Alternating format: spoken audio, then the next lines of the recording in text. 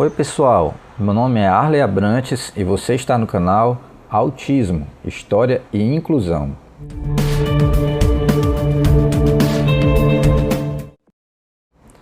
Aqui nesse vídeo você vai acompanhar a professora Gisele Schau, doutora em Educação e professora do curso de Pedagogia da Univasf. Ela estará nos falando sobre os sinais de autismo no ensino infantil. Portanto, se você é professora, se você é professor, assistente de classe ou estudante das licenciaturas, vale a pena conhecer melhor essas características autísticas das suas crianças, para que você possa contribuir com um processo de inclusão escolar muito mais efetivo. Além disso, você também pode ajudar as famílias com suas informações a continuarem investigando essa possibilidade diagnóstica em suas crianças. Essa programação aconteceu no dia 25 de abril de 2023 e pode ser acompanhada na íntegra lá no canal da professora, o Autism Education. Eu vou deixar o link aqui embaixo. Dá uma passada lá e confere a conversa que eu e ela tivemos sobre esse e outros assuntos ligados ao autismo. E se você ainda não está inscrito aqui no meu canal, aproveita para se inscrever e ativar o sininho. Aí eu separei essa imagem de um autor desconhecido, mas que ela revela algumas questões, né? Vocês estão vendo um menino, tá? Para as pessoas que não conseguem ver, né? Eu sou uma mulher loira, sou uma mulher que está com um vestido colorido, acabei de abrir um slide com o título A Identificação de Sinais de Autismo no Ensino Infantil, e temos uma imagem de um menino segurando num vidro com as mãos abertas, segurando no vidro, com os olhos arregalados. E nós olhamos através do vidro esse menino. É como se esse vidro deixasse um pouco opaca e difícil a identificação da criança. E aquela criança, por não estar bem sendo identificada ou entendida ou enxergada, ela esteja assustada do outro lado, né? E eu trouxe essa imagem para a gente pensar como uma pessoa com deficiência, nesse caso, uma pessoa autista, com transtorno do espectro do autismo, se sente quando ele age, tem um comportamento diferente do comportamento de outras pessoas, ele está no meio social e as pessoas não estão entendendo o que ele quer ou como ele sente, ou ele não consegue entender alguns códigos sociais das outras pessoas, mas ele quer fazer parte, porque é da natureza humana fazer parte de uma sociedade, fazer parte de um grupo. Isso é necessidade de sobrevivência humana, né? Então a gente coloca essa pessoa que está invisibilizada, que está mal compreendida, como alguém que sofre e que precisa ser entendida e enxergada, tá? E para que a gente consiga enxergar essa pessoa, para que a gente possa incluir essa criança na escola, e quando eu falo de inclusão escolar, eu falo de incluí-la na escola como um todo, né? Desde o momento que ela passa pela porta da escola, o portão da escola, até dentro da sala de aula, no recreio, né, no banheiro, em todos os lugares. E inclusão educacional, né, que é a ideia de ela aprender nessa escola, de ela se desenvolver nessa escola. E o preconceito, ele dificulta, né, essa aprendizagem, ele dificulta essa inclusão social da criança, tanto da criança autista quanto da criança com outras deficiências, né? E aí eu trago nesse slide o conceito preconceito, né? Que são conceitos já estabelecidos sobre algo e que geralmente são conceitos negativos, né? Que são trazidos na sociedade que dificultam a inclusão escolar da criança. Mas por que esse preconceito é gerado, né? Primeiro, a gente precisa entender que o cérebro da criança autista funciona diferente, né? Se ele funciona diferente, essa criança, ela vai pensar, ela vai sentir e ela vai agir de uma forma diferente. E isso pode assustar as outras pessoas, porque tudo que é diferente, tudo que é novo, assusta. Isso é uma característica também humana de defesa, de autodefesa.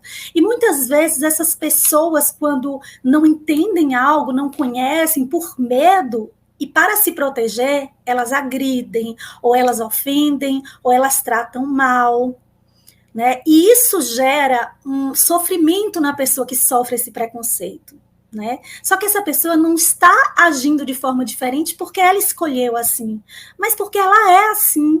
A pessoa autista, em algum momento do desenvolvimento dela, para se tornar um indivíduo, antes de nascer, ela já foi desenvolvida de uma determinada maneira e ela já nasce autista. E ela não vai se curar do autismo, porque o autismo não é algo transitório, o autismo é uma parte da pessoa que vai acompanhá-la por toda a vida. Então, o cérebro dessa pessoa ele vai funcionar diferente, o processamento sensorial, como ela vai sentir o mundo, vai ser de forma diferente, a forma como ela se relaciona com outras pessoas também. Então, isso vai repercutir totalmente na sua aprendizagem, porque pensar que eu não preciso ensinar para uma criança como ela deve fazer xixi, por exemplo, como ela deve sentar no vaso sanitário, porque ela está me vendo fazer e ela vai fazer igual, não é algo que eu vou esperar da minha criança autista. Né? Nem toda criança também a gente pode esperar isso, mas geralmente desfraldar uma criança autista é muito mais difícil. Então eu vou precisar ensinar com muita calma. E outras coisas simples, né? Outras situações simples da vida que eu vou ter que ensinar para essa criança autista, que provavelmente, simplesmente pela imitação, pela observação, uma outra criança não autista poderia aprender, né? Sem que eu precisasse explicar detalhadamente. Mas o que é que acontece? O cérebro da pessoa autista funciona de uma forma muito padronizada. Então, ela aprende das partes para o todo. Então, eu preciso trazer os ensinamentos para a criança autista com mais objetividade, por partes, com explicações, para que essa criança possa entender a concretude daquele conceito. Né? A criança autista ela vai ter essa dificuldade, possivelmente, de entender abstrações, figuras de linguagem, jogos sociais. Então, a gente tem que concretizar esses conceitos, né? Essas pistas sociais e esses elementos que nós trabalhamos na sociedade naturalmente e que, para a pessoa autista, não são naturalmente aprendíveis. Elas precisam ser orientadas.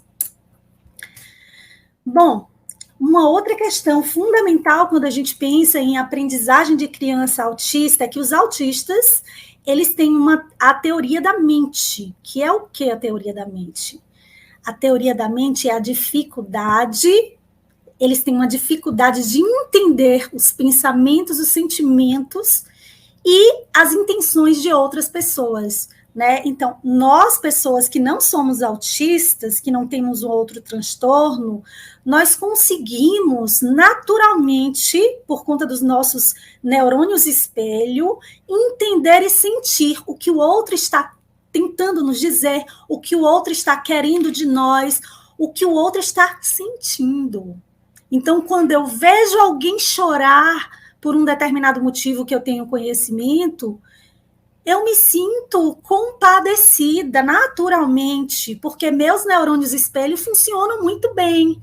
Mas uma criança autista, ela vai ter dificuldade de sentir e de entender essa emoção do outro, porque os neurônios espelho dela não funcionam tão bem. Né? Então, a gente precisa ensinar a essa criança o que significa aquele choro, para que sim, ela possa sentir empatia. Então, não é um processo natural, é um processo que precisa de aprendizagem, que precisa de aprendizado. E os primeiros professores são a família, os cuidadores, e depois vem os professores na escola, né, que são, assim, pessoas fundamentais, essenciais, que podem fazer toda a diferença na vida das pessoas com TEA, o transtorno do espectro do autismo, né.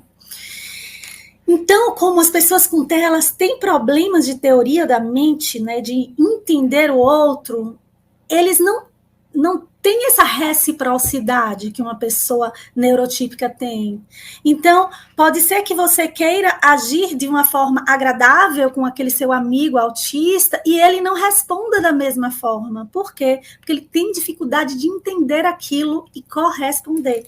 que é a reciprocidade, que é algo natural da pessoa neurotípica, mas que para a pessoa autista tem que ser aprendido. E como, Gisele, vai ser aprendido? Essas coisas vão ser aprendidas. Vão ser aprendidas, gente, na família, em casa e também na escola. As professoras podem trabalhar histórias, figuras, imagens, em que as professoras podem focar nas emoções, nas expressões, nos sentimentos dos personagens, né? Isso é maravilhoso. Teatro, para essas crianças trabalharem com abstração, com imaginação, né? Então, existem várias formas, né, de atividades pedagógicas que as professoras podem ajudar essa criança a se desenvolver. Olha que maravilha, né? Olha como professores e professoras podem ser fundamentais na vida dessas crianças. Crianças autistas têm incômodo em fixar os olhos, né? E é por conta justamente do funcionamento do cérebro dessas crianças. Não é porque elas querem, né? É porque realmente as áreas cerebrais envolvidas no processo de corresponder a um olhar mais intenso do outro, buscando por você, pode fazer essa pessoa autista sentir incômodo, né? Não vai se sentir confortável. Enquanto nós, neurotípicos, lemos o outro por pistas vindas dos olhos, e os olhos têm muitas pistas de como a gente se sente, do que a gente quer expressar, as pessoas autistas, elas costumam enxergar e entender o outro observando a boca, justamente porque olhar nos olhos incomoda. Então, ao invés de olhar nos olhos, ela desce os olhos. Já repararam que, às vezes, o seu amigo autista, ele te olha um pouco meio de baixo, né? Ou olhando para um pouco abaixo de você?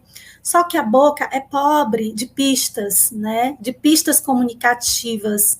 Então, é difícil entender o que o outro quer dizer.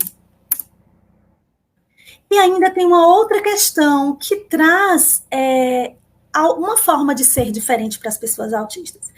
E eu não quero colocar os autistas todos no mesmo grupo. Não somos iguais, e vocês sabem disso. E a gente ouve falar em várias palestras e lives e livros e artigos, um autista é diferente do outro. Há heterogeneidade, é por isso que existe a palavra espectro. Ok, e é isso mesmo. Mas o que eu quero dizer é que existem características específicas, padrões de comportamento, que são usados, inclusive, para mapear o autismo, né? E a teoria da coesão textual é um deles, tá? Como eu falei um pouquinho antes, as pessoas autistas têm dificuldade de entender contextos. Por quê? Porque primeiro elas focam nas coisas pequenas, elas focam nos detalhes, e aí depois ela compreende o todo. Né? É por isso que às vezes é mais difícil compreender o que está acontecendo, compreender o que você quer dizer, porque elas não vão começar pelo todo, como nós fazemos, neurotípicos, mas vai começar pelas partes. E isso é bem importante da gente pensar quando a gente vai planejar uma aula e a gente tem uma criança autista nessa sala de aula, né? Porque nós gostamos muito de começar a aula contextualizando, historicamente, né?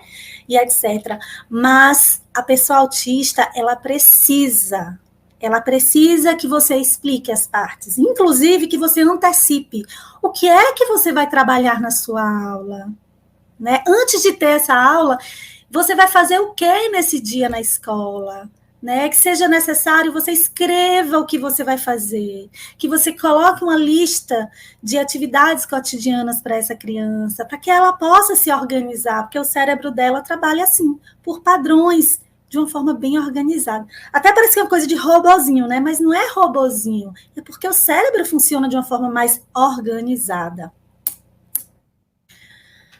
E aprender por partes, né, que eu coloquei para vocês.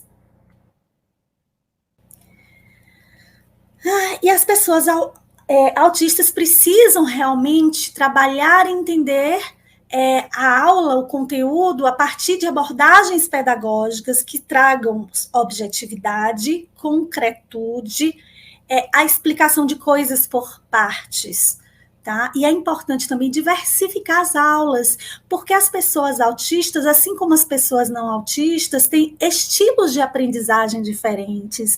Cada um de nós temos mais facilidade de aprender de uma determinada forma. Tem gente que aprende melhor lendo, tem gente que aprende melhor fazendo experimentos, trabalhando com massa, com modelos didáticos, tem gente que aprende melhor discutindo, né? Tem gente que aprende melhor observando imagens e refletindo sobre elas. Então, é importante a gente diversificar a nossa aula, mas muitas pesquisas indicam a facilidade dos autistas de entender por meio de objetos concretos e de imagens. Então, colocar esses elementos nas aulas sempre é essencial, tá bom?